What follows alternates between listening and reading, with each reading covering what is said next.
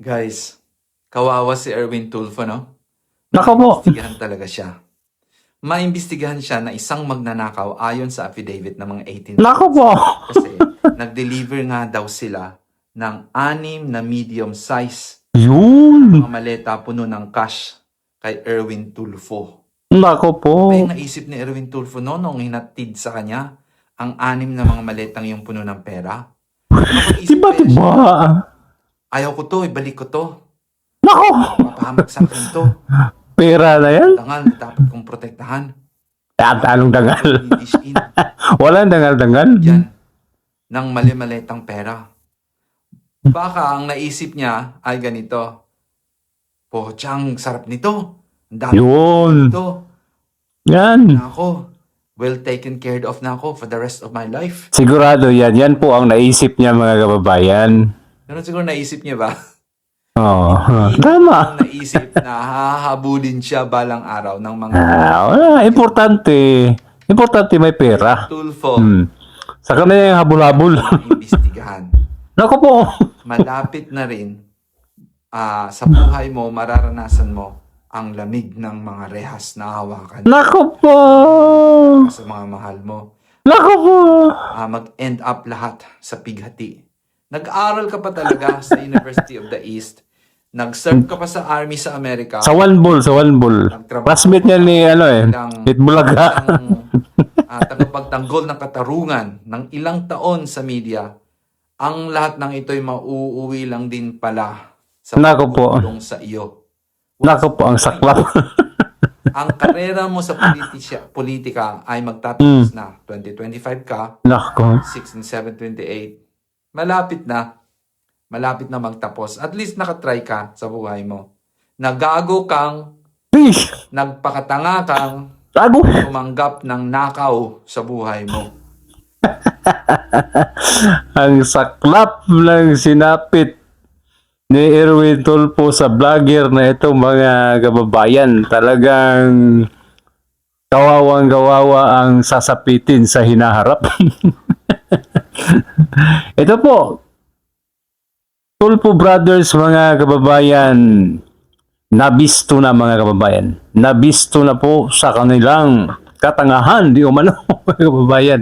Ito po, share ko lang po sa inyo ang naging post ni Attorney Baligod mga kababayan sa kanyang Facebook. Ito po yung sabi po niya, kung ngaw-ngaw lang na hindi alam ang batas, nabibisto ang pagkatanga. Nako po, ganyan ang mga Tulfo.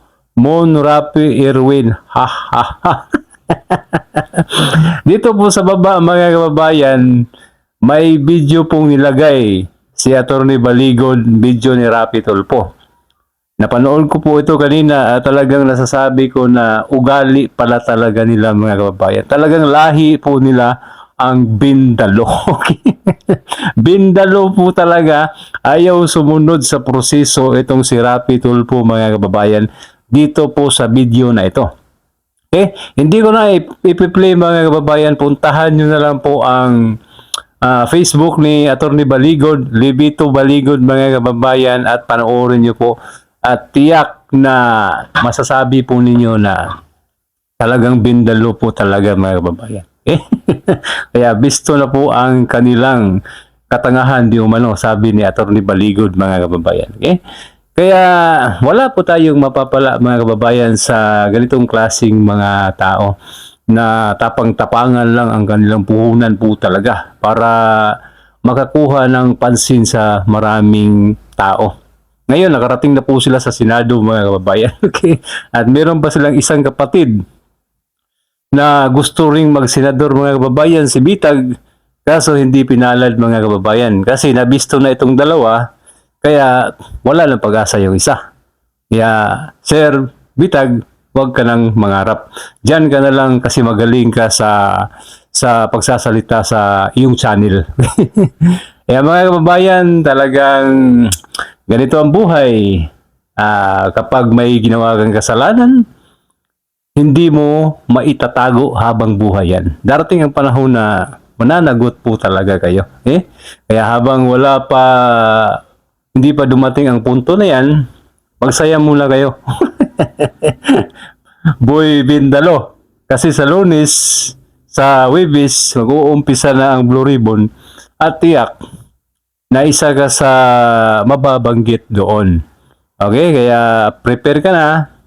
Sa Lunes, gumawa kayo ng paraan para makuha ang majority. Okay? Kasi yan po ang sabi ninyo na meron kayong ilalagay na bagong majority sa Senate President na ito si Win Gatchalian. Okay? Kasi merong dalawang galing sa majority na lilipat sa inyong grupo. Okay? Kaya ito payo ko po sa mga nasa majority ngayon. Huwag po kayong lilipat sa minority. Kasi gagamitin lang kayo. Pagdating ng araw na hindi na kayo, wala na kayong paginabang, kayo rin ang easy target na ipapakulong po nila. Ganon po ang galawan ng mga may tililing sa ulo. Gaya po ni Senador Bong Revilla. O kakampi nila pero pinakulong mga kababayan. Kasi easy target Madaling batuhin ng putik, madaling pagbintangan. Kaya itong si Camille at si Mark Villar, magdesisyon kayo, huwag kayong lumipat sa minority kasi darating ang panahon na